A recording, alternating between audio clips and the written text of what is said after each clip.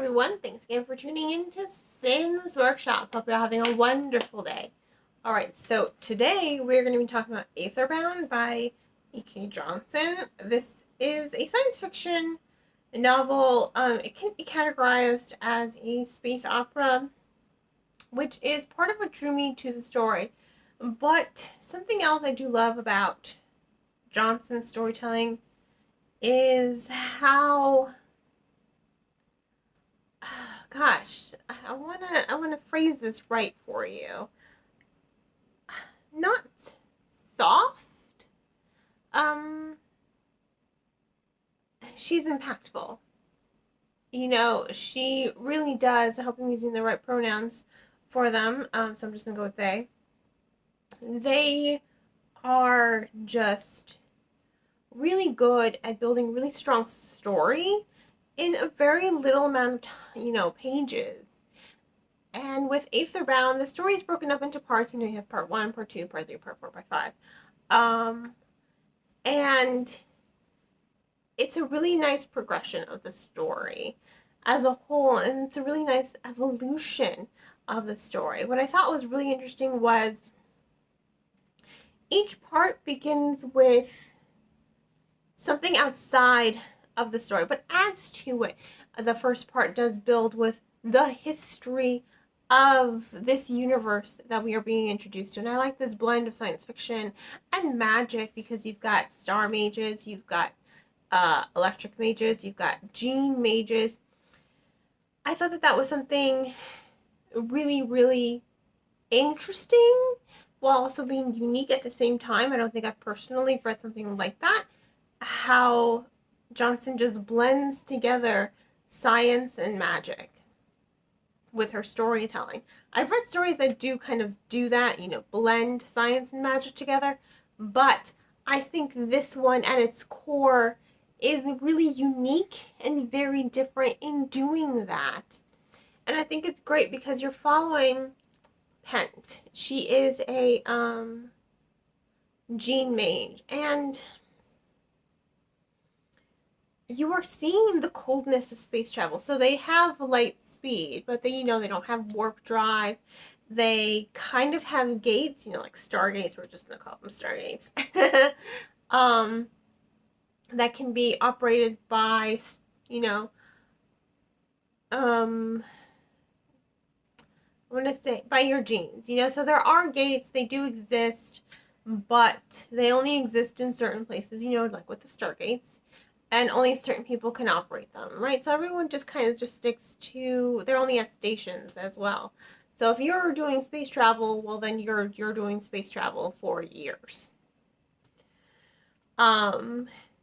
So the idea here with the story is the government's just like, okay, we're going to station families on these ships.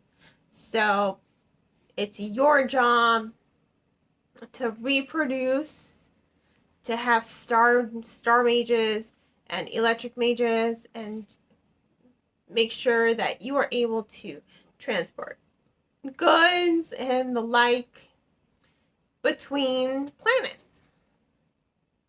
Some of these could take 6 months to a year.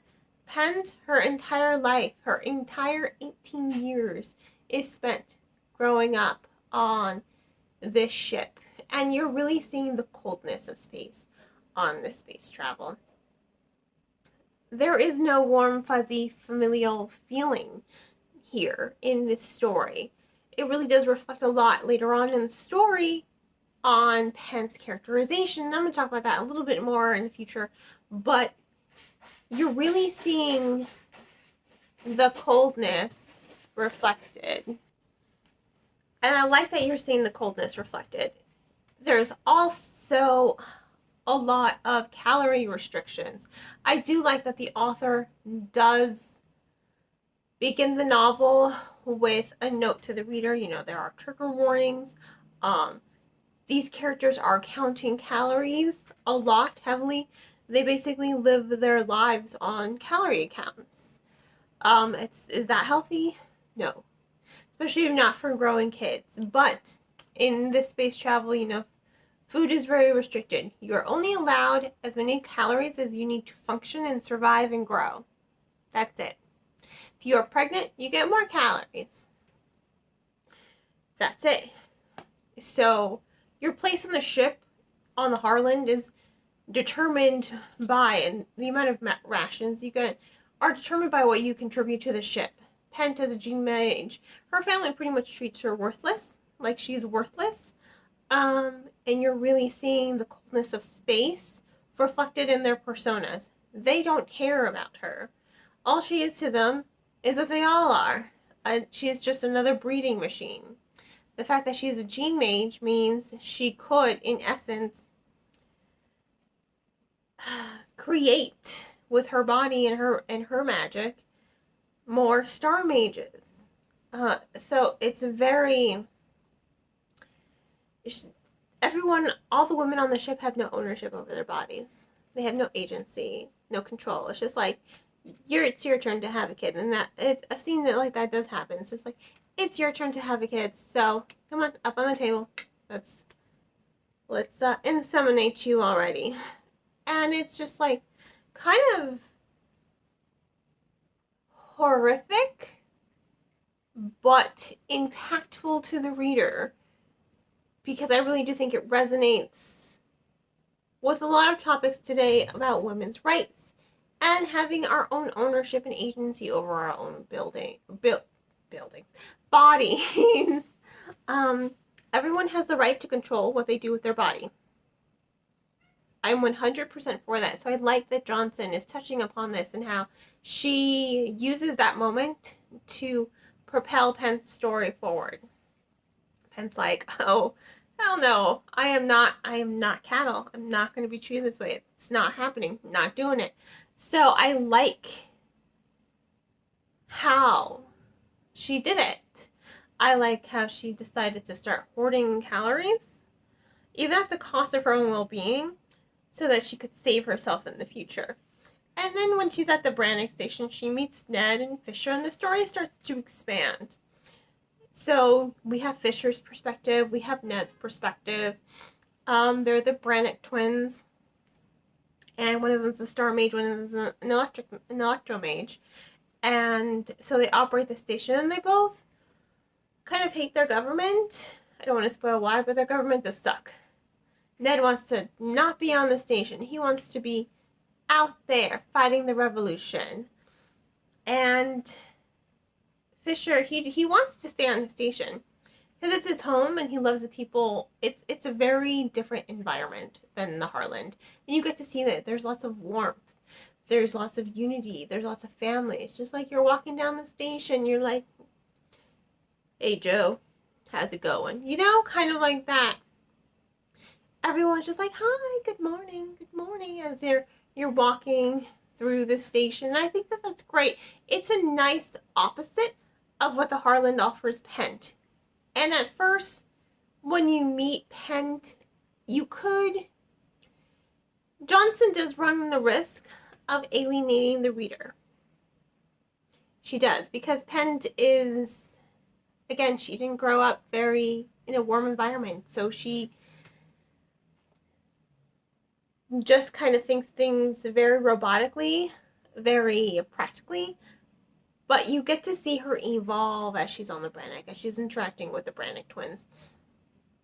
You're seeing her evolve, you're seeing her come to terms with herself, you're seeing her regain agency, not just over her body, but over her mental well-being as well, her emotional well-being. I think it's a very powerful moment to slowly see this journey. Again, it's not a really long book. It's probably about this big. It flows very well. I like that every part does begin with a little backstory on a particular event or character that is meaningful to the story as a whole. So it does encompass the story as a whole. It does allow the story to be very cohesive and very fluid in its movement. That is what I liked about it. And that is what drew me. At first, I will say the first part of the story, part one, as you're establishing Pend, you know, in this universe, and how things run on the Harland, the pace is slow. The pacing for the first part, it is slow. And I'll say, you know, the story itself is not a really fast-paced story. It is about the characters. So it's a character-driven story. That's its saving grace. If this characterization, if the character development was not there, I think this story would just not have been as good as it is. Because you're reading for the stories.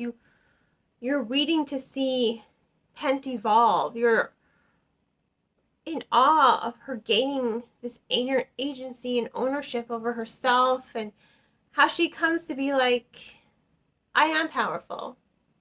I am worth something. She's like, maybe not worth something to you, but I'm worth something to myself.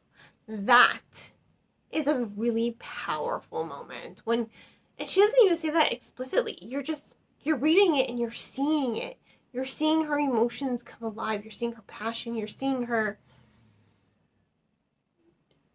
desire to stand up for herself and risk death to do so. It's empowering. That's what I really liked about the story. Do I think it's a story that's gonna wow everyone? No, I don't. I read some reviews on Goodreads, so I understand why it bothered why it bothered some readers. To me, though, I would have to disagree with those opinions, but that's what literature is to me. I've said this before. Literature to me is art. It's very subjective. One person can love something, one person can hate something. It's art. To me, it is just art. It is subjective. Not everyone's going to like something. I personally do recommend Aetherbound. I really do think it is an impactful read. I really do think it is worth... I think it's worth it.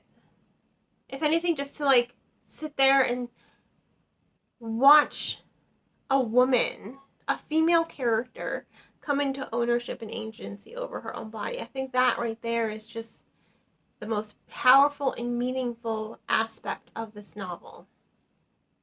So, on that note, I will give Aetherbound 4 out of 5 stars. If you want to go ahead and purchase the book, please remember to purchase the book from your local bookstore or online book retailer.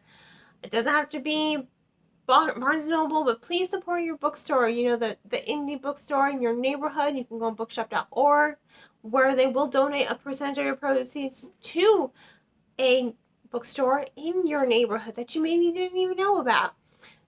You have IndieBound, Book Depository, Better World Books, Book Outlet. There we go. You have all these resources to buy books. All I ask is that you just don't buy them from Amazon. Support your bookstores. That's all I can say on that. If money's tight, which I get it, please support your local library. Libraries are there for you, and they offer you so many options to read the book. If they don't have it in stock physically, you can add it to their catalog. You can request it from their catalog. If they have it in another library, be like, okay, well, we'll call that library, you know, in another town over, see if they can send it over and have it on hold for you. They do that. You can also get a digital library card as well to get ebooks and audiobooks. You can also get a Scribd membership for $8.99. Oops, sorry. $8.99 or $9.99 a month, and you have access to like 1,000 books in their catalog, ebooks and audiobooks alike. So you don't have to pay that $14.95 for your Audible subscription for Scribd and just wait for your monthly credit to come in, because your audiobooks are expensive. So, you know, you can just check out Scribd. All I ask is that when it comes to book, let's just try to avoid Amazon. On that note, I hope you all have a great rest of your day. Please don't forget to support me by liking this video and subscribing to my channel and sharing it with all your book-loving friends. You can also become a supporter on buying me a coffee or by purchasing one of my handmade candles. Have a great rest of your day, and as always, happy reading.